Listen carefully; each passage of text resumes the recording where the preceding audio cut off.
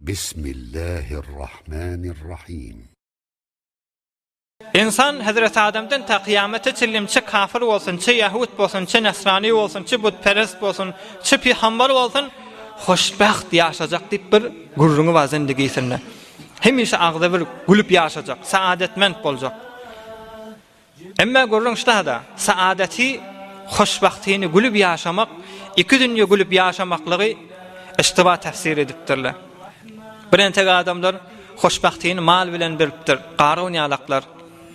Ve ateynahu minel kunuzi ma inna mafatihahu latanu'u bil usbati ulil kuvve. Min yanda yavda ve katırlardan neçaha katıra yük bolyamıştık. Qarunun qızıllarının ambarlarının açar fakat. Şıkafin göden mübarek mescidin 2 tane açarı var. Her açarını işirsen bir deh geren bolya mı ka, penca geren bolya mı ka, bar 1 kilo olsun. 1 kilon birce varmak bilen götürüp bolya. Olukon mescid öldü. Ve ateynahu minel kunuzi ma inna mafatihahu latanu'u bil usbati ulil kuvve. Qarun malum bolsa men hoşbaht deyip şu nazariyeti varmıştık. Hatta bağat qızılları işiriptir şunyalıq. Olukon otoklar qızıldan dolu. Her otongda barmak yalak açarı var. Fakat açarlarını var neçaha qatıra yük bolyamıştık. Emma näme boldy? Fakasafna bihi ve bidarihil ard. Allah Taala yer çektirdi. Pes belli bolýan mal Allah Taala'nın saadet koyan zady dälmişdik. Pulun kani bolany bilen hoşbaht bolup bilmeýärmişdiň ey jowany golan deslam billah. Ikilenjisi. Birentekler tarihlerde çağaly bolmaklyk, öýüňde gülüp däde näne diýakamda daşyňdan aýlanıp duran perwana ýalak çağaň bolsa hoşbaht diýipdirler. Walid ibn Mughayre diýen bir zangar geçipdir tarihte. 10 tane oğlu varmıştık bu. 5 tanesini bu tarafına koyammıştık. Her 2 tane 5 tanesini bu tarafına eskort edip diýmişdik. Walid ibn Mughayre zangar.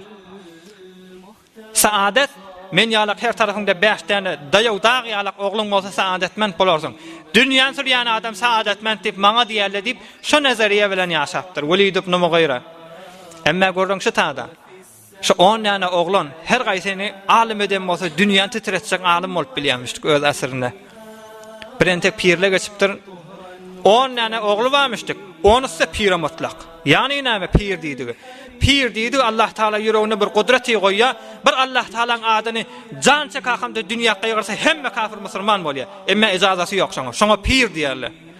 Birentek ewliýalar geçipdir. 10 tane sagaty varmıştık. Hemmesi pir mutlakmışdyk. Şonu ýalak etmeler. Walid ibn Mughayre zangar onjur etmändir. Gaýtyp öz moğasın näki şeriatin aleyhine oğlanlaryny serwaz edip sertip edip iyi beripdir. Hudaý taklahan dargatdyr. Gün cehenneme gidipdir. Pes çağaly bolmaklyk ýa çağasy bolmaklyk ey musulman zindigiň saadaty hoşbahtysy därmişdik bu zat. Onun üçin hem saýaňa eziýet berip berme çağaň bolmaýar diýip. Üçüncüsi, birentek adamlar şöhretde gözläpdir. Meşhur bolsa, millete dünýä ady çyksa şoňa saadet makadetdir. Eger saadet bilen bir nefer netije ýeten bolsa, Ebu Cehl Peygamberimize eziýet berip şöhret tapdy. Näme boldy izi? Dargady. Birentek adamlar ustaçylykda fenni, herfe we fenni ökde bolsa şoňa saadetmen. Men elim hünerim ma diýip, olakan danışmentlik geçipdir. Jalini usti Aflatun ýa Sograt diýilýär. Taryhy Yunanny menýän dünýäni titreden adam öz alımlary bilen. Jalini usip bir pezeş geçipdir, görüňşi taýda. Fenin bolan bilen set derset saadeti ýetdiň däl, madam ki şu feni gapdalan Allah Taala'nın mehabbetini köklemeseň. Jalini usip bir olakan pezeş geçipdir. Bir dünýeden geçek bolan 2 tane kurs beripdir ýanakylary. Jana gollum şagirdlerim gelen 2 tane kurs berýänipdir. Men dünýeden geçer, sonra gabra jaýlarsyňyz, gabra jaýlaryňyzdan sonra bir olakan küýüz alarsyňyz, içen suwdan doldurarsyňyz, bir tane kursu maşana atarsınız deyipdir. Yine bir tane kurs veripdir. Bu kursta o ahengerli vardır. Sendelliye bitir demaye zobu yukarıda. Näçe hamın derecek barmasa sendelliyen feliz aslan erimiyen. O bir kursu sendelliyin sunna koyun deyipdir. Özüňiz aljakladığınızı neticeňiz alarsanız deyipdir. O ham Jalinus ölüpdir, ölenden sonra kafir adam ha özü. Gavra jaýlapdylar, gavra jaýlap gelenlerini bir olakan hum bolmaly, küýde bolmaly, suwdan doldurakamda ýanky gurs atallaryna ýak bolupdyr. Demaýa atdyda bir gursyň wesilesi bilen bir küýde suw ýak bolupdyr bir. O hem akydip over gursa sendeliň üstüne goýupdylar. Sendel eýni qarary ýani ýalak bolup ýere siňkitipdir. O ham olam alamından ders alýar. Dünýeden geçip barýaka Jalinus 2 däne kurs berdi. Ewliýa alamından ders alýar. Ey musulmanlar, size ders diýipdir Jalinus. Şu 2 däne kurs vermekliň wesilesi bilen insanlara ders berdi diýipdir. Näme ders? Men gudratim bilen, ilmim bilen, herfem bilen, fenim bilen demaya atdyda suw doňdurmana gadyr boldum diýipdir. Demaya atdyda hiç bir hararati bermän, bir barmaň uji aljak gorsun wesilesi bilen sendel erdip başardım. Emma şu ölüm diýen ahyrda da bir aynama takunu ya'ti bikumullahu jami'a. Her yerde bolsaň Allah Taala garşyň gitmeli. Şondan galjak bolup şoňa derman tapmadym diýipdir.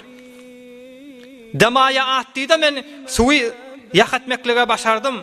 Demaya atdyda biduni hararet sendel erdip başardım. Emma şu ölüme çare tapmadym diýipdir. Öz hemişeki yaşajak ýurduma gidip barýan. Şonnydy diýipdir Jalinus'yň dersi. Pes herfe fenin bolmaklyk Hudaý Taalaň rizayaty bolmadyk suratyna saadet dämişdik. Beşlenjesi hassa şu zamanyky zenanylar we erkawlaryň bilmel meselesi. Ey ayallar onyky toy etmeklik forsatynyň geçen ayallar bollar. Awulla kan aýtdym. Yine de aýtdym. Geljek jalasalarda da aýtsam da az. Sizin zihninizde her insan, her musulman izdivac etse hoşbaht boldumu qadiýaňyzda? Yok. Her izdivac ike mebnasy, şiftesi, asasy Allah Taalaň rizayaty bilen ýürümedik izdivac hiç moda hoşbahtlyk barp bermer. Şodur şu mukafatdyr. Bir gün güljek ýalakdyrsyň. İzdivac farhu şehrin we nadamatu dahr diýipdir. Peygamberimiz. Eger izdivac usuly bolmalyk suratynda bir aýalak gülersiň diýipdir. Wa nadamatu dahr. Dünýeden geçýärsiň aksak geçersiň diýipdir. Meger Hazreti Asiýa izdivacy usuly bolman Ferona barypdyr. Näme etdi? Fer'on musulmany ýakymda difak çüýlap taplo ýany çüýlap goýdy şon. Janyna baqa. Pes ey aýallagan sen din we diýanet bilen bolýan bolsaň, izdivacyňda muwaffaq dälmişdiň da entek izdivacyň tahire gidipdir. Şaýat sen izdivac etjek adamyň Fer'on sıfat adam bol diwara çüýlenýän. Ondan şeýle Allah Taala sen dostu bolansaň, mehabbeti bolansaň izdivacyň tahire okluýar. Ya meselen zinana qismatdan ey jawan oglan sen izdivacyň giýjak alýa bir entek hikmetler we felsefeleri ba. Lut peygamber, ulaqan peygamber adam izdivajyndan muwaffaq bolmandyr. Zinanasy özüne hyýanet edipdir. Peygamber da bolsa bilýärtanda demi düşmändir şoň. Izdivajyndan muwaffaq bolmandyr. Näme diýip intihaby sahih dälmişdik. Pes her izdivaçda sen toýatdyň setdersat hoşbaht boldyňmy hadip tasavvur etme ey aýallagan. برای مشاهده ویدیوهای بیشتر به کانال یوتیوب سخنرانی‌های علمای ترکمن سر بزنید، مشترک بشید و منتشر کنید، اجر ببرید.